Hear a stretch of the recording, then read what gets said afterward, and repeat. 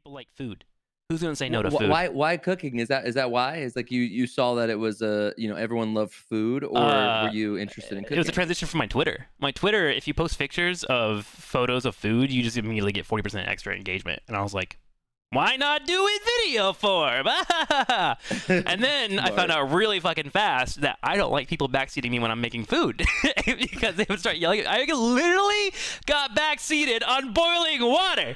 Someone literally said, if you want it to boil faster, put salt in it and put a lid on it. And I'm like, you're fucking right. But also like, shut the fuck up. I'm like, hello, everybody, and welcome to a podcast. This is totally not my second time trying to record this due to any errors whatsoever. This is a filler podcast. We're feeling things out. You heard back there in the background, we have a wonderful co-host that will be joining us to talk about many things. In fact, let's go ahead and give you an introduction to that co-host. His name is going to be ThyOtherSide. ThyOtherSide, a fellow streamer, and one that enjoys talking about things. ThyOtherSide, welcome. Thank you for doing this with me.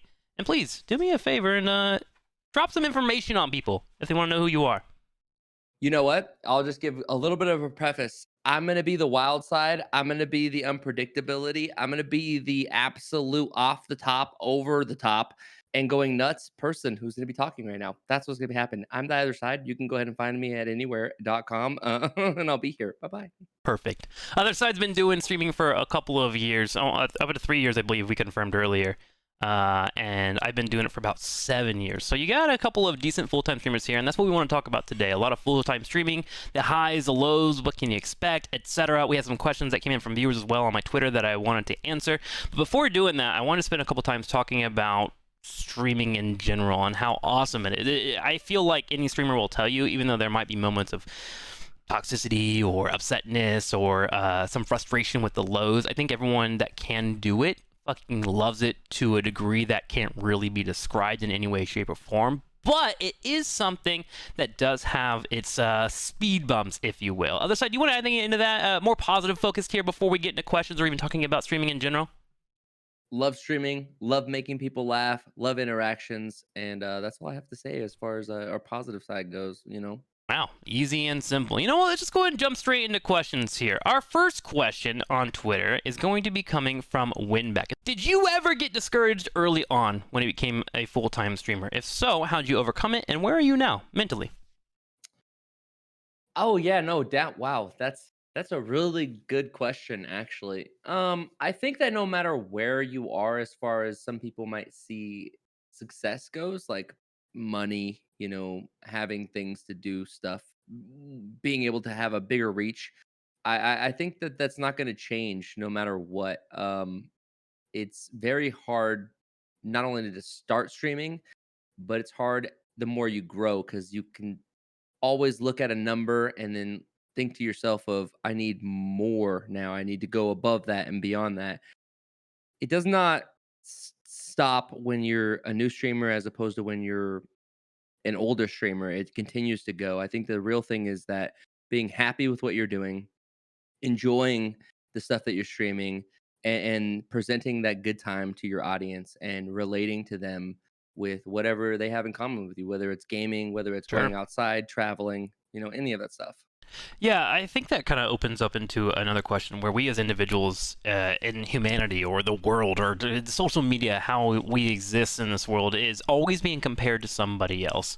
And you do it independently yourself. You do it from people that are talking about you and whatnot. So those frustrations can pop up. You're talking about numbers and how they can be annoying. And that is something that I actually had some experience with. I will say my first couple of years of streaming was actually relatively easy street. I had a very, very generous setup because I was working at Blizzard and people came to check out my stream because I worked at Blizzard. I never wanted to admit it to myself. I would always be like, no, they watch me because I'm me. But they did it because I had associations with Blizzard Entertainment, and they thought, some of them anyways, to some degree, that, hey, maybe if I oil up this streamer, we can get some balance patches on some video games and whatnot.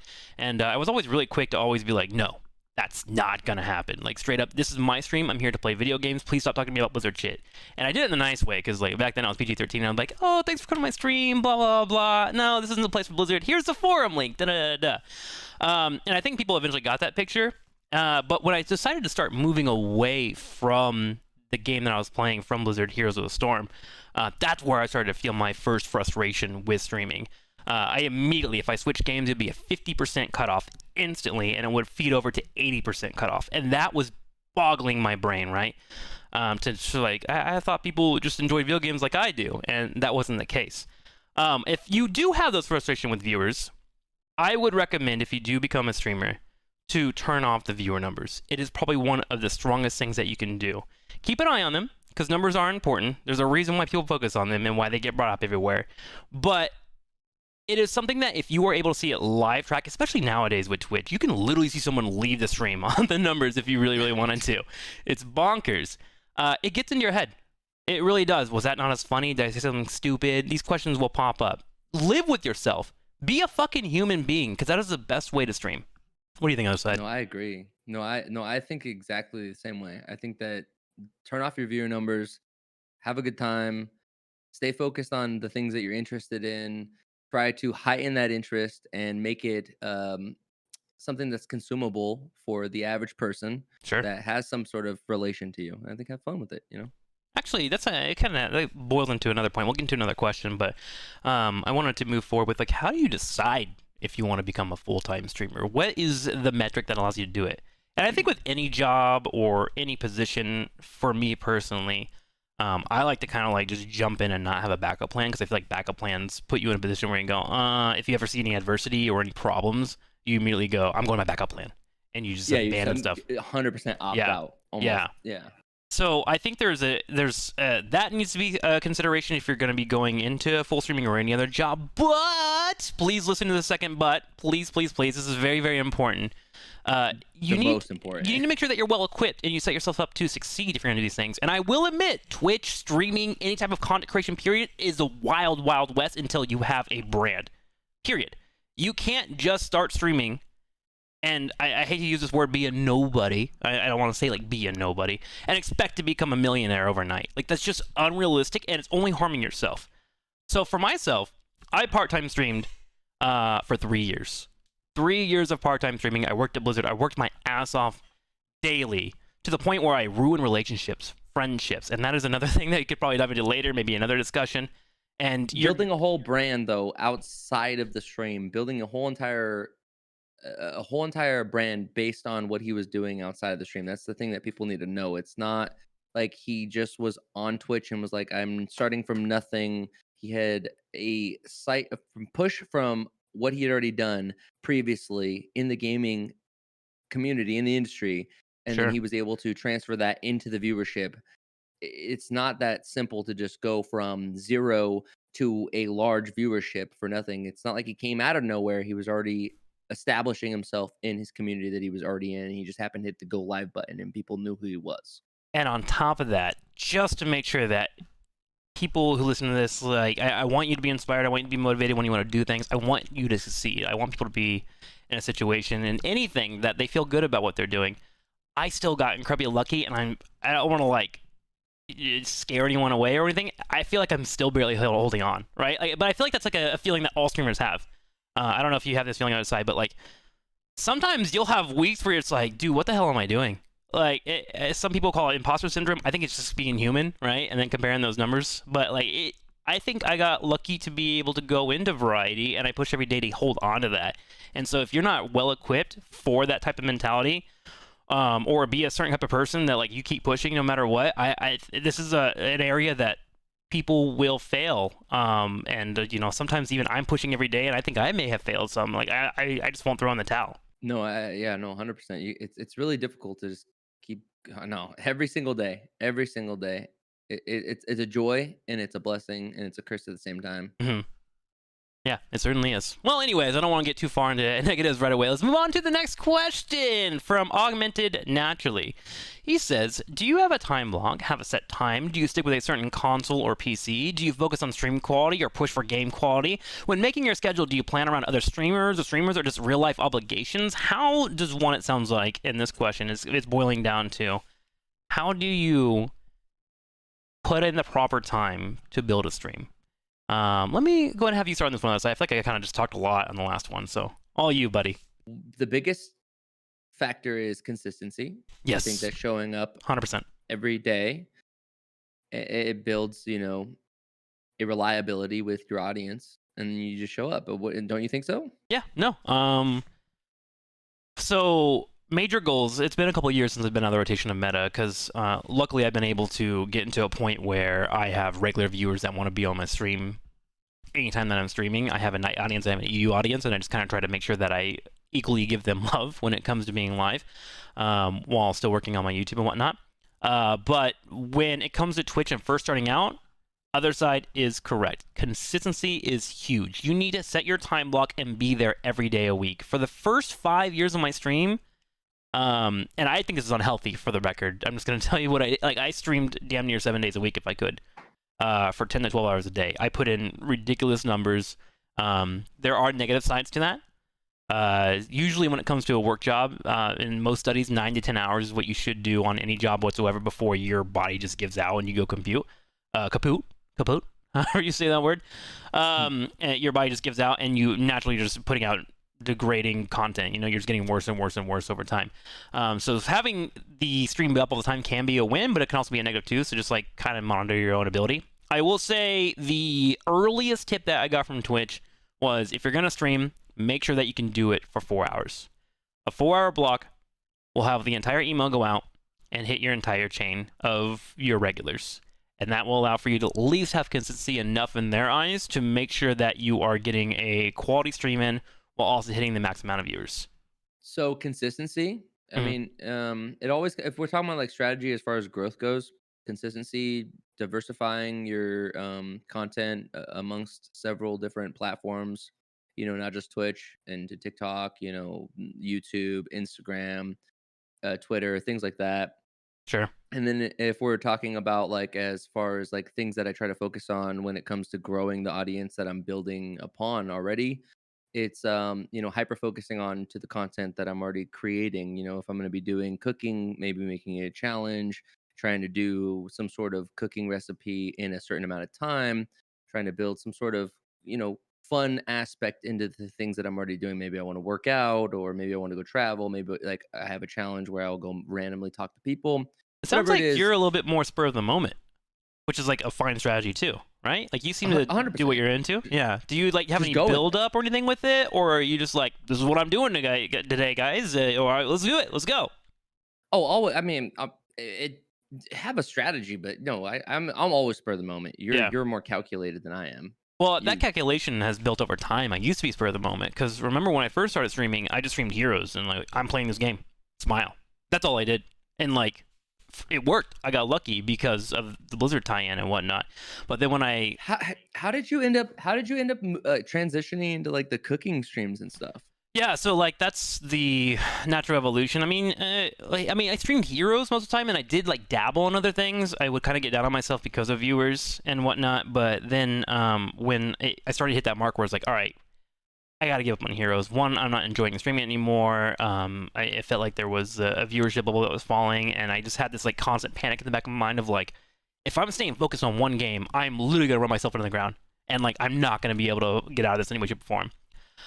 So I started to add in like, here's 30 minutes of a different game, here's 30 minutes of cooking, and I was like, the idea with cooking was like, people like food.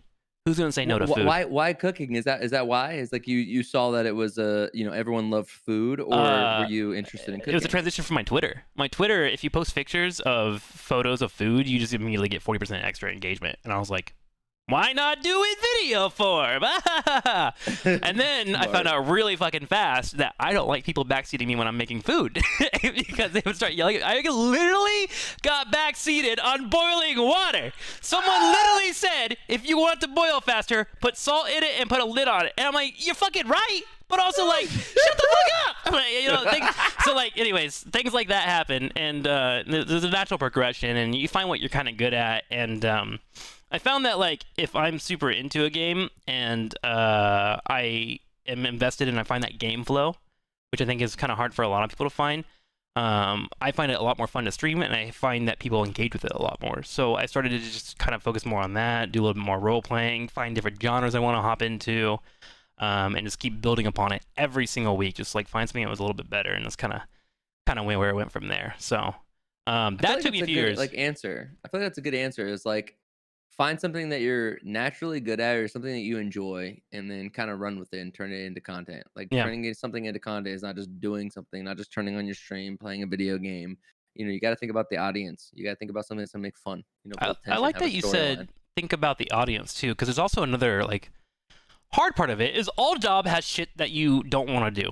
All jobs, period. Excel documents, looking at a Google Calendar, running a meeting, things like that. Every job has something you go, fuck, I have to do this. So get a 24-ounce coffee, 3 shots of espresso, let's go. And for me, that's playing MOBA sometimes. Like sometimes I don't want to play a MOBA, period. But MOBAs are what people want to watch me play.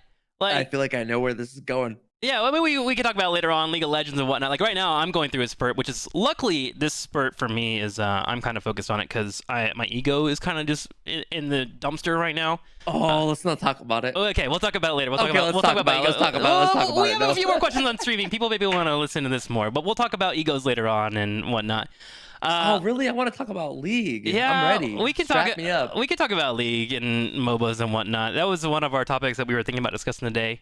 But yeah, I'm kind of enjoying this one. Let's move on to another question, and then we'll keep that one in our back pocket. Worst case scenario, we can always set up for an episode 2.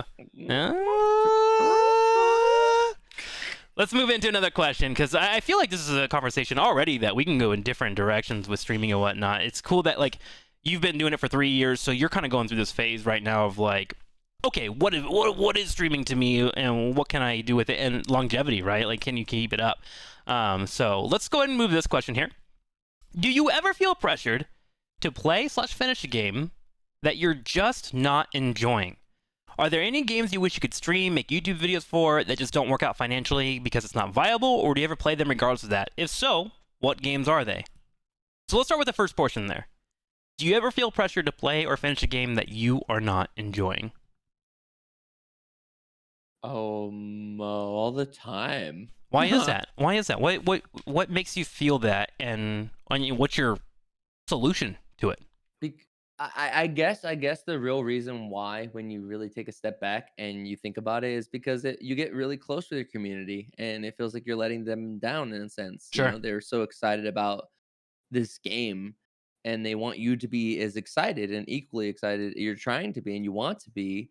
But when it comes down to it, it's you don't want to be unnatural. So it's like, oh, I don't really enjoy that game. But I think the answer to that is to not be as harsh. Like you using certain words like I hate this game. I mean, some people, like, here's what I realized with that kind of stuff, because I also had that same thought process that you're having. Coincidentally, 4 years ago, I went through a phase where I just absolutely hated backseating. And then if you get a game and people show up and they want to share what you were talking about, their experiences, they love that game for a reason, right? Like, they played it a certain way. But I think a lot of people kind of forget that they have a lot of background to get in that situation where they enjoy a game. They've put 20 hours into it. They stumbled upon a mechanic they like, and they played it through. It allowed them to finish the game, and then they get like confirmation bias that this game is fucking awesome.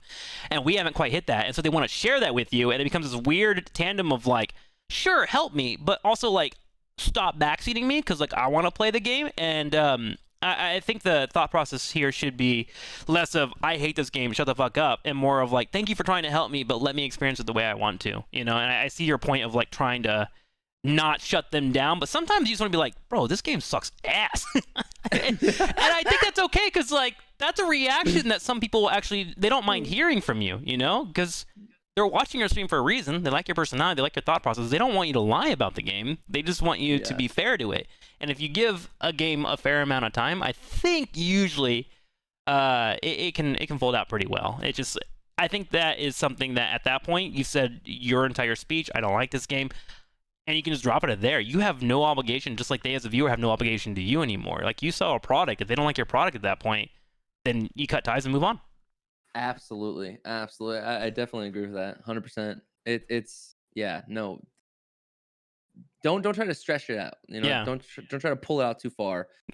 Just enjoy it for what it is, and as soon as you're done with it, I think that it works a lot better to just be like, hey, yeah, I'm out. Yeah. I think one thing also to add on top of that do you ever feel pressure to play or finish a game? Sometimes I do, especially if I started into a YouTube series. So that's kind of been my my differentiation between games. Like if I make it into a YouTube video or a YouTube content and I get like 4 or 5 episodes in, I do want to try and finish it because I want it to be fair to the audience, right? If I've invested a lot of time into it and they've invested a lot of time into watching it as well, like I want them to give them a nice story arc. So what I've been trying to do lately is what I'll do with the game is I will just take a generic statement on a game and make it become just the main thing I focus on with a game if I'm playing it. If it's a 70-hour JRPG, I'll say shit like Bunny Gang every 2 hours. Bunny Gang. Bunny Gang. Bunny Gang. It's the same thing over and over again because I want people to invest into that storyline, the Bunny Gang. Who cares about the single player storyline? I want to make it a moment for them. If they wanted the storyline, they just play it themselves. So now, like, this kind of helped me out a lot with variety in particular. Like Biker Boy right now is something that I'm going through. It's Days Gone. It's a game that I think is okay. It's an alright game. Like, it's not my favorite game ever. It's probably like top 10 in open world games that I played, and I've played like 5. So like it's there. It's a game that's fun. But I don't want the audience who do enjoy Days Gone to be dissuaded away from watching it. So what I did is I put a sub goal behind it, and I was like, if you guys want me to finish the game, I'll finish it. And they hit that sub goal. Thank you, community. I see that you're interested in this. Let's make it fun for me. And now I roleplay Biker Gang, and I do like a deep voice, and I just play it for a couple hours at a time. And that is enough for people. I think it's like one of the best ways to go about it is give it a generic statement so you can repeat it over and over. If someone stops by to see the stream 40 hours in, they can have as much fun as someone that came in at 10 hours. Yep. Make it relatable. Make it fun. Yeah, I think that's probably like one of the biggest tips that I probably learned from my friend Walter is he's really good at that, of giving like one tagline and then people become invested. So, something to consider. All right, next question, other side. You got more to add on top of that? No, that's it for me. That's it for you? Okay, next question. This is from CB Steele. And you know CB. Good old CB. I have met CB in person. Really? Foxhole God over here, dude. I love watching his updates in Discords. Do you have any concerns as a variety gamer about viewers that get too attached to a specific game? Is there an appropriate balance before you become a one-game streamer, or is there anything you can say about converting viewers to variety? You've actually dealt with variety a little bit. Other side, I'd love to hear your input on this. I think that the broader statement should be no. I have no real concerns with anyone who's going to be attached to one game, because I think that if they're attached to that game, they'll go from one content creator watching what they're interested in. Sure. And if somebody wants to move with another game that I feel like trying to play or whatever I'm trying to do, I think that they'll follow me, and that will be the case. I think that's how people should approach streaming. Yeah. You should have fun. The thing is that when you go from one game to the next, all you're really doing is you're trying to shine in that game, grab some people who want to watch that game and also find you interesting, and then they'll move with you to game to game to game to game. That's what the whole goal is. I think that is probably one of the better strategies in terms of longevity. If you want to build a regular fan base, as you were mentioning, shine for a week or so in a game and then move on to another one, and that's kind of the process that I've been going with. It kind of works, it kind of doesn't work. There's the ups and downs the entire time. Because I also agree, like, if you love a game and you want to watch that game all day, fucking do it. You know, like I flame people all the time that ask for one game all the time, but it's because they're asking me to play one game, and I'm just like, no, I don't play one game. Stop asking me. It's been the same thing for 3 years, and you know, that's where I get my frustration. In fact, it's probably kind of a dickish thing to say, but like I feel like being honest is much more preferable than just sitting and taking it from people sometimes. You know, and it is a lot different though when chat's saying that to you, as opposed to being there the entire time and chat is saying that to you, and that's what you're hearing nonstop. Sure, so yeah.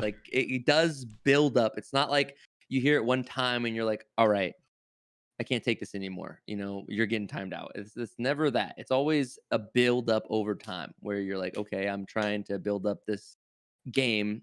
Okay, I'm gonna move from another game. I'm trying to build up my stream. Yeah. Okay, well now I'm just trying to make it about myself, and then all of a sudden you're like, oh well, maybe I went a little bit too far, and they were really invested in the game, and then you kind of beat yourself up about it, right? Sure. Where you're like, was it just the game that made them watch me, or was I interesting and so they stayed, or was I not interesting enough for them to go with me to another game? It really, that's what I think that kind of what the CB's trying to get at right there is, like, he's trying to say how much variety can you do before you start saying, is it makes sense for the business as far as streaming goes? Goes. That's what I'm thinking. Yeah, I find that you need to decide what you want, period. Do you want a variety stream? Do you want a stream that's successful, right? And the numbers say if you want to succeed, pick one game, get really, really good at it, and then you have a good chance of like kind of popping off and becoming known in that game. It's just my problem is like, what's the next step after that? And some people transition, and if you are going to transition from one game, just expect a 50 to 80% drop off in viewers unless like you are just like super talented. Like even fucking Ninja, who had Fortnite, was sitting at 200K, and now he streams like Final Fantasy 14 for 10 to 12K views, which is fucking amazing, by the way. 10 to 12K views. That's not a dig in any way, shape, or form. What would you say? Cool. Well, the next part of that question was like, what was your conversion? Like, what was your strategy as far as converting? So like how did you go about that? I succeeded when I would stream one game 60% of the day that I knew people wanted to watch, and then I would go to other stuff for 40% of the rest of the day. And it was just a slow grind. And there were some things that I did that were probably not a winning strategy, as in calling out viewers that wouldn't come with me to other games just immediately. Like, all right, guys, I'm done playing the boring game. Let's go play the fun game. Like, that's not helpful to anybody, and that's just me just kind of like projecting my feelings onto other people, right? And that's not fair to them. It is a true feeling, at the point, not said correctly, but like honestly, you need to be aware of and sensitive to like you're a business. Like if you go to an ice cream parlor every day and next day you go in there selling fucking hot dogs, you're like, where's my ice cream? Like it's not fair to them. So you just got to make sure that you are just open and honest and try to make sure that you set everything up to succeed, but to be true to yourself. It's kind of how that all boils down. All right, speaking of one-trick games, actually, let's talk about the League of Legends. You wanted to hop into that a little bit. So League of Legends, what are your thoughts? What do you want to say? I feel like you were frothing at the mouth to speak about some League of Legends. Oh my goodness gracious, where do we begin? There's so much. I mean, the game is amazing. I think I was having a conversation with somebody a little bit earlier about how so I started off on HOTS, never played a MOBA ever before, never even touched one. And I thought the HOTS was the greatest thing ever. And I was reluctant. It's good. It's a good game. It's a good game. It's a great I like game. HOTS. Like, I still to this day I think it's one of my favorite MOBAs ever created. It is what it is. I have different feelings than that. Sure. Just because I never played a MOBA ever. And then I played HOTS only. I didn't play League until I think like 2 years ago or something like that. And the difference in the games, like the ceiling is so much higher. The skill cap is so much different. It's not even closely the same. Sure. Yeah. And it's weird because I used to think about HOTS as far as like the variety would be maps, because that's how I felt. I was like, oh, this is so cool. I've got all these objectives to catch and like get, or put lanes to push. These are the different ways that I can build it. But when then I stepped in the League, it was so complex that at first it's hard to really be like, I want to play this game. At first, it's so hard to play, dude. It is ridiculous. This is someone that is like, I've played StarCraft at a high level. Like I've hit Masters, like, and Heroes of Storm Grandmasters. Like I'm used to succeeding in video games. I go over to League of Legends, I got my ass beat, and it took me fucking forever to learn. Mostly because like it's a game that you have to actually sit down and think about every time that you lose, why you lost, and what you can do to improve. And there's so many factors. It's endless, and that's part of the reason why I'm like, I think that I've fallen in love more with this game than I did with Heroes of the Storm. Sure. The only problem with that is the love came, the drama. The drama of what drama? Of playing ranked matches where you're like, please show up right here. There's a dragon right here. Oh, okay. You're talking about the love-hate relationship that comes with League of Legends, or in fact, any team game, but League of Legends probably gets the most shit about. Yeah. True. Yeah. True. So I have a theory of why MOBAs in general have more hatred in them than most games. It's a top-down experience, and when you die, you're able to look around and see your teammates' every single move. And the thing is, straight up, here's the full tea when it comes to League of Legends or any MOBA. They're fucking hard games. They're not baby easy mode games that you can just like waddle your way into and get victories, unless you're a Yumi player, but whatever. Like, that's just like, how the game works. And so, like, every time that you play, and we were talking about it earlier, when you lose, you have to learn something new, a small thing. Maybe it's a scuttle timing, maybe it's a blue buff, maybe it's learning how to auto attack weave with a new ability. Like, I just learned a new Shaco trick. All these small things add up over time, and when you are at a certain point where you've learned 30% of the game and your teammates are at 9%, and you can see that on full display because they're playing something that you are really good at, it just triggers something in your brain where it's like, how is this player equal to me? And here's the fucking truth. If you're in a silver, like your boy here, and your teammates are silver too, you're a fucking silver player for a reason. You are missing something that they have as well. Now, mostly, I maybe it's my inability to give up. Some people are really good at dodging. No, it's not me, it's them. I know. And sometimes it does really, really authentically feel that. I feel that. I say that all the time. But if you actually are to ask me on the middle of the street, if I'm not playing that video game, I'm just authentically a silver player right now and I need to get better. And, like, the problem when you play MOBA games is people won't admit that in-game chat. They will not say, I made a mistake. They will not say, I need to get better. Instead, they'll flame you. And that just triggers something in humans to be like, what the fuck are you talking about? I just saw for 4 seconds of you playing awful. Therefore, for the rest of this 50 minutes, you're the worst player I've ever seen in my life. And I don't know how to get that out of your brain. I don't. I feel like anybody who might be watching this, please, if you have figured out a way, can you please just, tweet us, whatever. Just give me the answers. I need the answers. My patience is met its match at this moment in time. I was like silver 1, and I think it was like silver 1 and 80 something LP.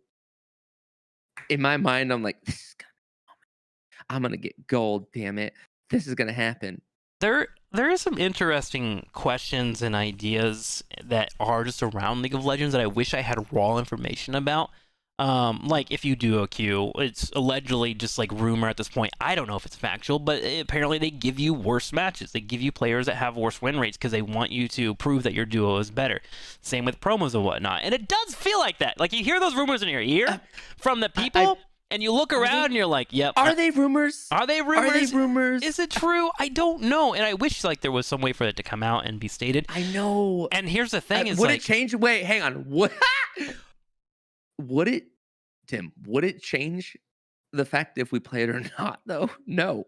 That's the problem. Is like League is such a good game. It's also one of the only MOBAs between Dota 2 and MOBA. Like if we're being honest, like of course there's League of Legends, Dota 2. Probably in the top 2, and they probably are interchangeable in some way, whether it be prize pools, player bases, whatever. They're interchangeable, those two.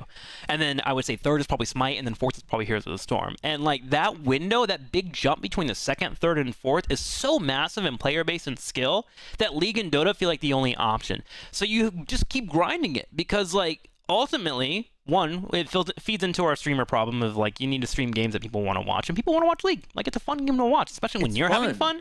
Like if I'm a Vex and I have 10 kills, I guarantee you I'm the most fun fucking stream you will see all day. I already know because I'm in your chat. Pog. But if I'm 0 and 3, I'm the worst stream you've ever seen in your life. You know? God, doesn't it seem like he just complains? Yeah, he just complains all the time, and just like a lot, and it's just like he's stuck on that 2-minute death. Like why is he? So, but it's like that's so important. You don't understand. But like I think that's also one of the reasons why it's so fun to watch and so fun to stream as well is because there's so much emotion. You get invested in the League of Legends. So like objectively, I stand back and I say it's a good game. Like there's no way to get around it. Like just like Last of Us 2. People talk shit on Last of Us 2 all day, every day because they don't agree with the story. But every single person that played that game, there are moments when you have to hit one button and you emotionally can't do it because it drains you emotionally. And those are what I consider good games. Games that get you so invested that you forget about not making your bed. You forget that you're hungry. You forget that you haven't peed for 9 hours. You're just invested in that moment, you know? And that's what it makes them such great games and why we keep playing them over and over. So if anyone does find a solution to make me hate it less, that would be a thumbs up because I know I'm going to keep playing. So I 100%. Yeah. No, yeah, I can't stop playing. It is a great game. Like it really is. It's a great game. Yeah. Some breaks on it are always good too, like, going back and playing some like chill single-player games, because those do hit really well too when you're in the mood or when you're like angry. The hard part is like logging off and not walking away from your computer to play something different. That's actually something that I've had a problem with Variety lately, is I've been playing a little bit too much League. Because back to my ego that we were talking earlier is like, I've been in higher rankings in so many games, man. Like, and I don't want to say effortlessly, I had to put effort in, but it felt like I was always naturally progressing in a way that I didn't feel like I was hitting my head into a wall. Like if something happened, I'm like, oh, that's okay. I popped off that game. But in League, I feel like I have a harder time grasping it. And I'm afraid to admit that I'm getting old. I'm afraid to say that. So now I've just like committed my last month to getting out of silver, and I've gone through 2 promos. I've gone 1 and 6 in those promos. 1 and 6 in those promos. 5 of the games were unplayable messes. 2 of them had straight AFKs. 2 of them had people surrendering with a 4-1 victory. And then 1 of them, I had 3 teammates just end me because I'm a streamer. And I had 1 that I won. And I just look at that, and it's like, this feels unfair. But it's like, what am I going to do? And what's Riot going to do? You know, like... How do you, so this is like ties into even just being like a streamer and stuff. How do you move on? So after that day, because you're such a variety streamer, which I don't think a lot of people realize, how do you fucking get rid of that feeling? That feeling of, and then continue to move on to another game and be like, oh, okay, let's go chat. Bro, I had 2 days where I was mentally and physically drained, like even in real life. Because like it does hit me. Like I care about like putting out good content. I care about my stream having fun, and I care about succeeding in the goals that I want. Like those are 3 things that, like, as a streamer, I want to do. And I failed on all 3 of those. And for 2 days, I was in the fucking gutter mentally, like straight up. Like sleeping was hard, making YouTube videos was hard, looking my chat in the eye was hard. I went no webcam. I said I'm sorry in Discord. Like, I think all you can do is just like be authentic and real about it. Just be like, hey man, like I got my ass beat. I thought I was better. You know, I appreciate that you guys think that I'm good enough to hit these like ranks. And you know, I guess you just meme about it because it's all you can do. Because in 30 years when I die, like who cares, right? Like it's just like in the moment it feels so painful. I don't know. What about you? Like what happens for you when you don't hit those? Dude, I fucking shut off, man. I just turn off. I can't even think. Like, you have a much stronger mentality than I do. Sometimes I look at you, I'm like, dude, man, this guy's a train. He's just ready to keep chewing right through. Don't matter what gets in his way. Bro, I mean, it's kind of inspiring. Well, I'm glad it's inspired you, because sometimes like this is fucking embarrassing. People are laughing at me. That's how I look at it. I'm just like, what am I even doing at the moment? Like, am I even cut out to streamer? Should I go work at Arby's? Like, I'll make some beef. Like, I won't have to look anyone in the eye. I can sit in the back. It'll be great. I can play League without anyone watching. Yeah, I think you just like the best you could do is laugh about it in the moment. Feel your anger, feel your emotions, because like they're authentic. You know, try not to be too toxic. Like that's one thing that I try really hard not to do. Is like I'll flame players for being awful, but it's about their gameplay. Like I will never like look at a player and say you fucking smell bad. You know, nothing like that, because like I feel like that goes too far out of gaming and ruins the spirit of competition of ranked. Which is like a whole nother conversation about the word toxic. Holy shit, the word toxic gets thrown away so much to the point where I don't know if it's a joke or if it's serious, and I'm just waiting for a PR blunder. Dude, what is toxic even more? Like, I don't get it. You ping somebody and it's toxic, dude. Yeah, you question mark them and you're like, oh my god, you just slapped my mother. And it's like, no, I don't know who your mom is. I'm sure she's a nice lady. I hope she gets laid tonight. Now, can you play Diana correctly? WR! You know, like, ugh. Oh, God. Oh, God, I just yelled when all the puppies in the background woke up. I'm sorry about that, puppies. They're scared? Yeah, they're chilling. They're chilling. Hey, hopefully it doesn't bite you again. Oh, my God. No, don't bring that up. Unlucky on that. Unlucky.